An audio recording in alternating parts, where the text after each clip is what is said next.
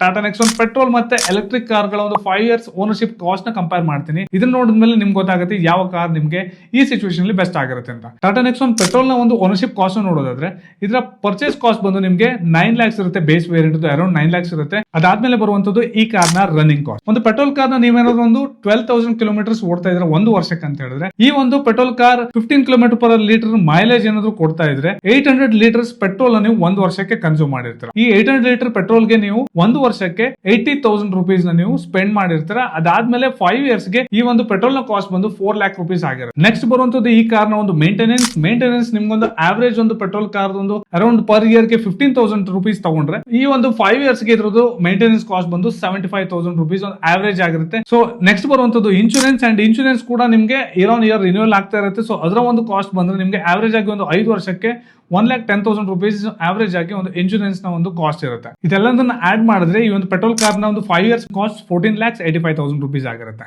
ಹಾಗಿದ್ರೆ Tata Nexon EV car ನ 5 years ownership cost ಯಾವ ರೀತಿ ಆಗಿರುತ್ತೆ? ಮೊದಲನೇದಾಗಿ ಬರುವಂತದ್ದು ಇದರ ಪರ್ಚೇಸ್ ಪ್ರೈಸ್. ಪೆಟ್ರೋಲ್ ಕಾರ್ ಗೆ ಕಂಪೇರ್ ಮಾಡಿದ್ರೆ ಇವಿ ಕಾರ್ ಗಳ ಒಂದು ಪರ್ಚೇಸ್ ಪ್ರೈಸ್ ಯಾವಾಗಲೂ ಜಾಸ್ತಿ ಇರುತ್ತೆ. ಈ ಒಂದು ಟಾಟಾ ನೆಕ್ಸಾನ್ ಪೆಟ್ರೋಲ್ ಕಾರ್ ನ ಬೇಸ್ ವೇರಿಯಂಟ್ ನ ಪರ್ಚೇಸ್ ಪ್ರೈಸ್ ಬಂದು ಅರೌಂಡ್ 13 lakhs ಇರುತ್ತೆ. ನೆಕ್ಸ್ಟ್ ಬರುವಂತದ್ದು ಈ ಕಾರ್ ಗಳ ಒಂದು ರನ್ನಿಂಗ್ ಕಾಸ್ಟ್. ಇವಿ ಕಾರ್ ನ ನೀವೇನಾದ್ರು 12,000 ಕಿಲೋಮೀಟರ್ಸ್ ಒಂದು ವರ್ಷಕ್ಕೆ ಏನಾದ್ರು ಯೂಸ್ ಮಾಡ್ತೀರಾ ಅಂತ ಹೇಳಿದ್ರೆ ಒಂದು ಯೂನಿಟ್ ಗೆ 7 ಕಿಲೋಮೀಟರ್ಸ್ ಏನಾದ್ರು ಆವರೇಜ್ ಆಗಿ ರನ್ ಆಗ್ತಾ ಇದ್ರೆ ಒಂದು ವರ್ಷಕ್ಕೆ 1715 ಯೂನಿಟ್ಸ್ ಎಲೆಕ್ಟ್ರಿಸಿಟಿನ ಈ ಒಂದು ಎಲೆಕ್ಟ್ರಿಕ್ ಕಾರ್ ಕನ್ಸ್ಯೂಮ್ ಮಾಡುತ್ತೆ. ನೀವೇನಾದ್ರು ಹೋಮ್ ಚಾರ್ಜಿಂಗ್ ಮಾಡ್ತಾ ಇದ್ರೆ ಇವಾಗಿನ ಸಿಚುವೇಶನ್ ಅಲ್ಲಿ ಒಂದು ಇಂಡಿಯಾದಲ್ಲಿ 8 rupees ನಿಮ್ಗೆ ಎಲೆಕ್ಟ್ರಿಸಿಟಿ ಟ್ಯಾರಿಫ್ ಇದ್ರೆ 1715 ಯೂನಿಟ್ಸ್ ಗೆ ನಿಮ್ಗೆ 13,720 rupees ನ ಎಲೆಕ್ಟ್ರಿಸಿಟಿನ ನೀವು ಒಂದು ವರ್ಷಕ್ಕೆ ನೀವು ಅದಕ್ಕೆ ಖರ್ಚು ಮಾಡಬೇಕಾಗತ್ತೆ. ಇದನ್ನ ನೀವು 5 ವರ್ಷಕ್ಕೆ ತಗೊಂಡ್ರೆ 68,600 rupees ಎಲೆಕ್ಟ್ರಿಸಿಟಿಗೋಸ್ಕರ ನೀವು ಸ್ಪೆಂಡ್ ಮಾಡಿರ್ತೀರಿ. ಇದಾದ್ಮೇಲೆ ಬರುವಂತದ್ದೇ ಇವಿ ಕಾರ್ ಗಳ ಮೇಂಟೆನೆನ್ಸ್. ಒಂದು ಪೆಟ್ರೋಲ್ ಕಾರ್ ಗೆ ಕಂಪೇರ್ ಮಾಡಿದ್ರೆ ಇವಿ ಕಾರ್ ಗಳಲ್ಲಿ ತುಂಬಾ ಮೇಂಟೆನೆನ್ಸ್ ಅಥವಾ ಮೆಕ್ಯಾನಿಕಲ್ ಕಾಂಪೋನೆಂಟ್ಸ್ ಗಳು ಇನ್ವಾಲ್ವ್ ಆಗದಿರೋದ್ರಿಂದ ಮೇಂಟೆನೆನ್ಸ್ ಕಾಸ್ಟ್ ಯಾವಾಗಲೂ ಕಡಿಮೆ ಇರುತ್ತೆ.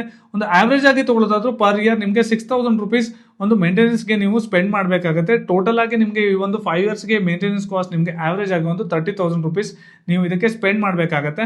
ಅದಾದ್ಮೇಲೆ ಬರುವಂತದ್ದೇ ಎಲೆಕ್ಟ್ರಿಕ್ ಕಾರ್ ಗಳಲ್ಲಿ ಅದರ ಒಂದು ಇನ್ಶೂರೆನ್ಸ್ ನಿಮ್ಗೆ ಪೆಟ್ರೋಲ್ ಕಾರ್ ಗೆ ಕಂಪೇರ್ ಮಾಡಿದ್ರೆ ಎಲೆಕ್ಟ್ರಿಕ್ ಕಾರ್ ಗಳಲ್ಲಿ ಸ್ವಲ್ಪ ಜಾಸ್ತಿ ಇರುತ್ತೆ. ಸೊ ಇವಿ ಕಾರ್ ಗಳಿಗೆ ನಿಮ್ಗೆ ಒಂದು 5 ಇಯರ್ಸ್ ಗೆ ಒಂದು ಆವರೇಜ್ ಆಗಿ ಒಂದು 1,30,000 rupees ಆವರೇಜ್ ಆಗಿ ನೀವು ಇನ್ಶೂರೆನ್ಸ್ ಗೆ ಸ್ಪೆಂಡ್ ಮಾಡಬೇಕಾಗುತ್ತೆ. ಇದನ್ನೆಲ್ಲ ಆಡ್ ಮಾಡಿದ್ರೆ ಟಾಟಾ ನೆಕ್ಸಾನ್ ಇವಿ ಕಾರ್ ನ total 5 years ownership cost 15,28,000 rupees ಬರುತ್ತೆ. ಈ ಎರಡು ಓನರ್ಶಿಪ್ ಕಾಸ್ಟ್ ಗಳನ್ನ ನೋಡಿದ್ರೆ ತುಂಬಾ ಡಿಫರೆನ್ಸಸ್ ಏನು ಇಲ್ಲ. ಯಾಕಂದ್ರೆ ಸೇವಿಂಗ್ಸ್ ಅಲ್ಲಿ ಬರೋದಾದ್ರೆ 5 ಇಯರ್ಸ್ ಅಲ್ಲಿ ಆಲ್ಮೋಸ್ಟ್ ಸಿಮಿಲರ್ ಇದೆ. ನಿಮ್ಮ ಡೈಲಿ ಯೂಸೇಜ್ ಏನಾದ್ರು ಜಾಸ್ತಿ ಇದೆ, ಸಿಟಿ ಲಿಮಿಟ್ಸ್ ಅಲ್ಲಿ ನೀವು ಜಾಸ್ತಿ ಕಾರ್ನ ಯೂಸ್ ಮಾಡ್ತೀರಾ, ನಿಮ್ಮ ಮನೆಯಲ್ಲಿ ಒಂದು ಚಾರ್ಜಿಂಗ್ ಆಪ್ಷನ್ ಅಂತ ಹೇಳಿದ್ರೆ ಈ ಸಿಚುವೇಶನ್ ನಿಮ್ಗೆ ಒಂದು ಇವಿ ಕಾರೇ ಬೆಸ್ಟ್ ಆಗಿರುತ್ತೆ. ಅಥವಾ ನಿಮ್ಮ ಮನೆಯಲ್ಲಿ ಚಾರ್ಜಿಂಗ್ ಫೆಸಿಲಿಟೀಸ್ ಇಲ್ಲ ಅಥವಾ ನೀವು ಲಾಂಗ್ ಡ್ರೈವ್ ನೇ ಪ್ರಿಫರ್ ಮಾಡ್ತೀರಾ, ನಿಮ್ಮ ಡೈಲಿ ಯೂಸೇಜ್ ಏನಾದ್ರು ಕಡಿಮೆ ಇತ್ತಂದ್ರೆ ಈ ಸಿಚುವೇಶನ್ ನಿಮ್ಗೆ ಪೆಟ್ರೋಲ್ ಕಾರ್ ಅನ್ನೋದೇ ಬೆಸ್ಟ್ ಆಗಿರುತ್ತೆ. ಹಾಗೆ ಇನಿಷಿಯಲ್ ಬಜೆಟ್ ಕೂಡ ಪೆಟ್ರೋಲ್ ಕಾರ್ ಕಡಿಮೆ ಆಗುತ್ತೆ ಒಂದು ಇವಿ ಕಾರ್ ನ ಕಂಪೇರ್ ಮಾಡಿದ್ರೆ. ಹಾಗೆ ನಿಮ್ಮ ನೆಕ್ಸ್ಟ್ ಕಾರ್ ಯಾವ್ದಾಗಿರುತ್ತೆ ಕಾಮೆಂಟ್ ಬಾಕ್ಸ್ ಅಲ್ಲಿ ತಿಳಿಸಿ.